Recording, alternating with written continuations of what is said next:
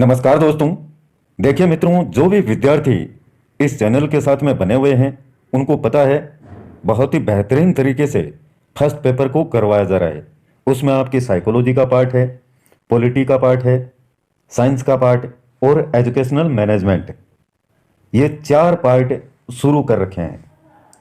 जिनमें से साइकोलॉजी और एजुकेशनल मैनेजमेंट है वो पार्ट अभी शुरू किए हैं। पॉलिटी का पहले से जारी है, हालांकि इसमें थोड़ा सा व्यवधान जरूर आया है जो रीट पात्रता परीक्षा है उसके कारण, लेकिन इसमें ज़्यादा मैटर नहीं है पॉलिटी में आपका, तो शीघ्रता के साथ में अब इनको फिनिश अपन कर लेंगे। साइंस वाला पार्ट 7 चैप्टर आपके कंप्लीट हो चुके हैं। परमाणु, अणु, रासायनिक प्रतिक्रियाएं और समीकरण, कार्बन और उसके यौगिक, बल और गति के नियम, कार्य और ऊर्जा, उत्तक, नियंत्रण और समन्वय, 3-4 चैप्टर और बाकी हैं, ये भी करवा देंगे। तो साथ साथ में आप पढ़ते रहें।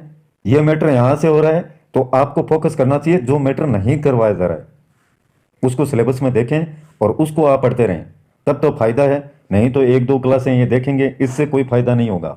फायदा तभी है जब यहां से भी फायदा उठाएं और बाहरी जो आपका सिलेबस है उसको उठा रखा है और बाहर से जितने भी मैटर जो भी टॉपिक बचे हुए हैं उनको आप पढ़ते रहें। देखिए, आज बहुत ही शानदार टॉपिक है आपका व्यक्तित्व है। लास्ट टाइम में इसमें साइकोलॉजी में व्यक्तिगत विभिन्नता को पढ़ा था। कुछ विद्यार्थी कह रहे थे कि सर व्यक्तिगत जो विभिन्नताएं हैं वो टॉपिक नहीं है। बिल्कुल है प्यारे मित्रों, व्यक्तिगत अंतर और विभिन्नता एक ही बात है, यही टॉपिक है। हालांकि इसमें जो प्रतिभाशाली सीखने वाले विशेष आवश्यकता वाले बच्चे हैं, अपराधी बच्चे हैं, पिछड़े बच्चे हैं, इनको अपन पढ़ेंगे एक अलग चैप्टर के रूप में, जो 3rd ग्रेड में भी दे रखा है और आपके भी दे रखा है। तो निश्चिंत रहें, जो मैं करवा रहा हूं आपके एग्जाम में 100% आएगा। आज शुरू करते हैं व्यक्तित्व टॉपिक को। बहुत ही शानदार तरीके से पढ़ने वाले हैं, इसका अर्थ जानेंगे, इसके बहुत सारे सिद्धांत हैं और मापन की अनेक विधियां दे रखी हैं। देखिए, बात करते हैं अब व्यक्तित्व की, पर्सनालिटी। कुछ विद्यार्थी ये भी पूछ रहे थे कि सर आप ये कहाँ से पढ़ा रहे हैं। तो ये सिकवाल की पुस्तक है, हालांकि पुराना एडिशन है, 4th एडिशन। आपके पास में है या नहीं है ये मेरे को पता नहीं, लेकिन सिकवाल की है, बहुत ही शानदार इसमें दिया हुआ है। व्यक्तित्व शब्द का प्रयोग साधारण बातचीत के दौरान बहुतायत से किया जाता है। साधारण बातचीत में प्रयुक्त व्यक्तित्व शब्द किसी ऐसे गुण या विशेषता को इंगित करता है जिसे सभी व्यक्ति विभिन्न परिस्थितियों में व्यवहार करने तथा पारस्परिक संबंधों की दृष्टि से विशेष महत्व देते हैं। व्यक्ति के वे आंतरिक व बाह्य गुण, लक्षण, विशेषताएं जिनसे समाज में उसकी पहचान बने, उसी को क्या कहते हैं? व्यक्तित्व कहते हैं। व्यक्ति के आंतरिक और बाह्य गुण, उसके लक्षण, उसकी विशेषताएं, क्या क्या उसमें विशेषताएं, इनके कारण उसकी समाज में जो एक पहचान बनती है वही उसकी क्या है? पर्सनालिटी है। अर्थात मानव का जो बाह्य स्वरूप है और उसके अंतर्निहित गुणों के सम्मिलित रूप को क्या कहते हैं? व्यक्तित्व कहते हैं। अंग्रेजी भाषा के पर्सनैलिटी शब्द का हिंदी अर्थ क्या है? व्यक्तित्व है। अंग्रेजी भाषा का शब्द है पर्सनैलिटी और इसका हिंदी में अर्थ व्यक्तित्व है। यह जो शब्द है लैटिन भाषा के पर्सोना से लिया गया है। यह पूछा जाता है एग्जाम में, ध्यान रखें। लैटिन भाषा के पर्सोना से आपका पर्सनैलिटी शब्द लिया गया है और इसका अर्थ है नकली चेहरा या मुखौटा, नकाब, मास्क, जैसे भी आप समझें इसको। मुखौटे के अनुरूप उसकी वेशभूषा, रंग, बोलचाल और व्यवहार व्यक्त करना व्यक्तित्व माना जाता है। एक उदाहरण भी दिया गया है नीचे, देखिए आप। जैसे हनुमान जयंती पर किसी व्यक्ति द्वारा हनुमान जी का मुखौटा पहनने और उनके जैसे वस्त्र धारण करने पर बच्चे उस व्यक्ति के पैर छूते हैं, आशीर्वाद लेते हैं। बच्चे या वयस्क उस मुखौटा पहनने वाले व्यक्ति को हनुमान जी ही समझ लेते हैं। क्यों? क्योंकि उस व्यक्ति की पर्सनालिटी मुखौटा पहनने पर हनुमान जी की मानी जाती है।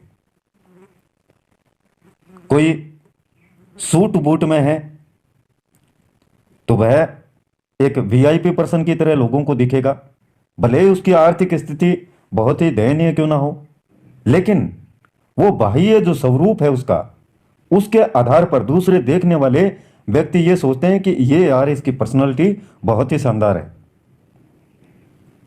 फटे पुराने कपड़े पहन रखे हैं आपने तो वो जो देखने वाले व्यक्ति हैं वो आपको गरीब की संख्या देंगे, यार ये देखो कितना निर्धन है, कितना गरीब व्यक्ति है। तो ये एक आपके वेशभूषा, रंग, बोलचाल और व्यवहार है जो वही आपके व्यक्तित्व को प्रदर्शित करता है। हालांकि यह नकली चेहरा ही होता है, एक तरह का मुखौटा। व्यक्तित्व के निर्माण की शुरुआत परिवार में होती है तथा समाज बालक के व्यक्तित्व का निर्माण पूर्ण करता है। प्राचीन काल में व्यक्तित्व से अभिप्राय शारीरिक संरचना, रंग रूप, वेशभूषा इत्यादि से लगाया जाता था। जो व्यक्ति बाह्य गुणों से जितना प्रभावित कर सकता था वह उतना ही अधिक प्रभावशाली माना जाता था। प्राचीन काल में, पुराने समय में उसके शारीरिक संरचना, शरीर की संरचना किस प्रकार की है, एक तो दुबला पतला है, मरा सा एकदम मरियल की तरह है, और एक हट्टा कट्टा है। तो उससे उसके व्यक्तित्व की पहचान, उसका रंग रूप कैसा है, कैसी उसने वेशभूषा पहन रखी है, यानी बाह्य गुणों को देख करके जो देखने वाला व्यक्ति है उससे प्रभावित होता है। यह पुराने समय की बात है। प्राचीन समय में बात की जाए तो बाह्य रूप को ज्यादा देखा जाता था, शरीर रचना पर आधारित। लेकिन आधुनिक अगर इस समय की बात की जाए तो आंतरिक रूप और बाह्य रूप, इन दोनों का मिला जुला रूप देखा जाता है। एक साधारण से कपड़े पहने हुए व्यक्ति है, लेकिन उसकी जो बातचीत करने का तरीका है, उसके चलने का, उसके बैठने का, वो एक वीआईपी स्टैंडर्ड वाला पर्सनालिटी रखता है, सर्वांगीण विकास पर आधारित है। इस तरीके से आज के समय में व्यक्ति का जो व्यक्तित्व है उसको समझते हैं लोग, ना कि सिर्फ बाह्य रूप को देख करके। आंतरिक और बाह्य रूप, कुछ डेफिनेशन है इसकी, देखिए व्यक्तित्व की। सबसे पहले बात करते हैं, गिलफोर्ड साहब ने कहा कि व्यक्तित्व व्यक्ति के गुणों का समन्वित रूप है, गुणों का मिला जुला रूप। और वाटसन कहते हैं हम जो कुछ करते हैं वही व्यक्तित्व है। मन कहते हैं कि व्यक्तित्व एक व्यक्ति के व्यवहार के तरीकों, दृष्टिकोणों, क्षमताओं, योग्यताओं तथा अभिरुचियों का विशिष्टम क्या है, संगठन है एक।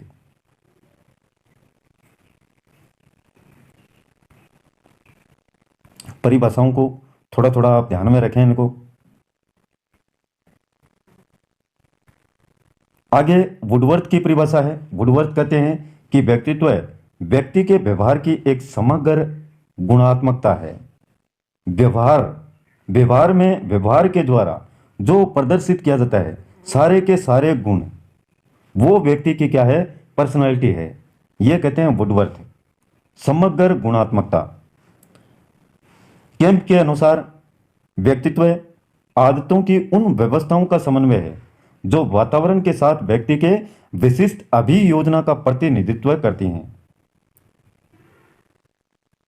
किस प्रकार की एक्टिविटीज करता है, क्रियाएं करता है, अभियोजना, योजना बना करके कार्यों को करता है, वो भी वातावरण के साथ में सामंजस्य बिठा करके। उसकी आदतें व्यक्ति की, उनको व्यक्तित्व माना है केम्प ने। बोरिंग कहते हैं वातावरण के साथ सामान्य एवं स्थायी समायोजन ही व्यक्तित्व है। वातावरण के साथ में चाहे सामान्य तरीके से हो या स्थायी, वह समायोजन ही क्या है, व्यक्तित्व है। समायोजन का मतलब है तालमेल बिठाना, अच्छे से अपने आप को समायोजित करना। जिस कार्य को कर रहे हैं, जिस समाज में आप रह रहे हैं, वहां के तौर तरीकों के अनुसार अपने आप को तालमेल में बिठाना, समायोजित करना, ये कहते हैं बोरिंग। वही क्या है, उसका व्यक्तित्व है। वैलेंटाइन के अनुसार व्यक्तित्व जन्मजात एवं अर्जित प्रवृत्तियों का योग है। जन्मजात यानी जो जन्म से ही व्यक्ति में इस प्रकार के प्रवृत्तियां देखने को मिलती हैं, या ये भी कहते हैं कि अर्जित कुछ होती हैं जिनको अर्जित किया जाता है व्यक्ति के द्वारा, और कुछ होती हैं जन्मजात। इनका मिला जुला रूप यानी योग, यही व्यक्तित्व है, वैलेंटाइन ने माना है। आलपोर्ट कहते हैं 1937 के अनुसार कि व्यक्तित्व व्यक्ति के भीतर उन मनोदैहिक गुणों का गतिशील या गत्यात्मक संगठन है जो वातावरण में उसके अपूर्व समायोजन को निर्धारित करता है। मनोदैहिक, मन और शरीर दोनों से निकलने वाले जो गुण हैं, एक तो मन के अनुसार होते हैं और एक शरीर के द्वारा जो दिखते हैं, इनका गतिशील या गत्यात्मक संगठन जो वातावरण के साथ में क्या है, समायोजित करता है अपने आप को। इस प्रकार के गुण व्यक्तित्व हैं, ये आलपोर्ट साहब कहते हैं। आरबी केटल कहते हैं कि व्यक्तित्व वह है जिसके द्वारा हम यह भविष्यवाणी कर सकते हैं कि कोई व्यक्ति किस परिस्थिति में क्या करेगा। डेसिल कहते हैं व्यक्तित्व व्यक्ति के संगठित व्यवहार का संपूर्ण चित्र है। संगठित व्यवहार का अनेक एक्टिविटीज में, अनेक कार्यों में वह किस प्रकार से अपने व्यवहार को प्रदर्शित करता है, उसी को कहते हैं संगठित व्यवहार। और जो मिला जुला रूप है उसका संपूर्ण चित्र व्यक्ति के व्यक्तित्व को प्रदर्शित करता है, ये कहते हैं डेसिल। आइजेन के अनुसार 1952 व्यक्तिगत व्यक्ति के चरित्र, चित्त प्रकृति, ज्ञान शक्ति, चित्त यह आत्मा से संबंधित है, चित्त प्रकृति, तथा शरीर गठन का करीब करीब एक स्थायी एवं टिकाऊ संगठन है जो वातावरण में उसके अपूर्व समायोजन का निर्धारण करता है। तो लगभग जो परिभाषाएं हैं वो क्या हैं, मिली जुली हैं एक दूसरे से। वही बातें हैं, एक व्यक्ति है अपने आप को किस प्रकार से समाज के साथ में समायोजित करता है, उसकी ज्ञान शक्ति किस प्रकार की है, उसका चरित्र किस प्रकार का है, उसके गुणों से उसके व्यक्तित्व की पहचान करना।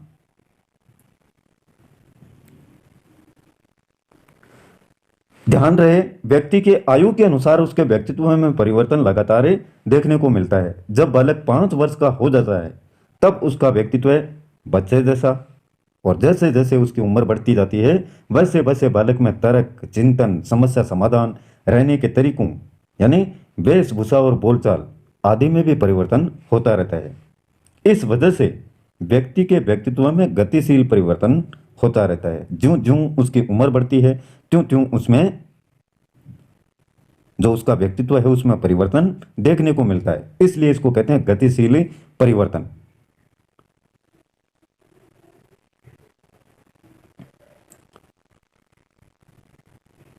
व्यक्तित्व की परिभाषाओं के दृष्टिकोण दार्शनिक, समाजशास्त्रीय, मनोवैज्ञानिक। व्यक्तित्व आत्मज्ञान का दूसरा नाम है और यह पूर्णता का प्रतीक है। यह तो हो गया दार्शनिक दृष्टिकोण। आत्मज्ञान यानी उस व्यक्ति विशेष में किस प्रकार का ज्ञान है। आत्मज्ञान कहते हैं ना कि मेरी आत्मा यह कहती है, इस चीज के बारे में यह कहती है, इस कार्य को ऐसे करना चाहिए, वह है आत्मज्ञान। तो इसी को दूसरा नाम दिया है व्यक्तित्व को, आत्मज्ञान का दूसरा नाम। अगला इसमें आपका है समाजशास्त्रीय दृष्टिकोण। व्यक्तित्व उन सब तत्वों का संगठन है जिसके द्वारा व्यक्ति को समाज में कोई स्थान प्राप्त होता है। इसलिए हम व्यक्तित्व को सामाजिक प्रवाह कह सकते हैं। उन तत्वों का संगठन जिसके द्वारा व्यक्ति क्या है, समाज में कोई स्थान प्राप्त करता है। इस प्रकार के उसमें गुण समाज से संबंधित है, वह व्यक्तित्व है। मनोवैज्ञानिक दृष्टिकोण यह सबसे उचित दृष्टिकोण है क्योंकि इसमें वैज्ञानिकता पाई जाती है।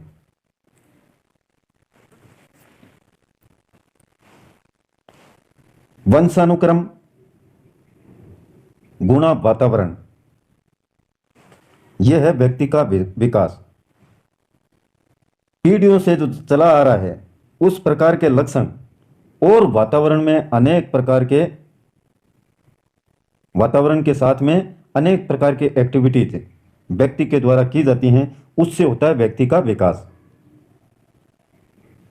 और कुछ ऐसी क्रियाएं जिनमें वंशानुक्रम नहीं है बिल्कुल भी, तो वातावरण के साथ में भी वह अच्छे से अपने आप को ढाल नहीं पाता है और जो व्यक्ति का विकास है वो नहीं हो पाता है। वंशानुक्रम तो है लेकिन वातावरण के साथ में अपने आप को समायोजित नहीं कर पाता है, तो भी व्यक्ति का विकास नहीं हो पाता। इसके बाद में नेक्स्ट वीडियो में पढ़ेंगे व्यक्तित्व को प्रभावित करने वाले कारक। थोड़ा थोड़ा पढ़ेंगे, ये सिक्वाल की है देखिए, लेकिन अच्छे से पढ़ेंगे, साथ साथ में इनको तैयार आप करते जाएं। आज के लिए बस इतना ही, कल फिर मिलते हैं एक नए वीडियो नए टॉपिक और नई जानकारी के साथ में। तब तक के लिए जय हिंद जय भारत।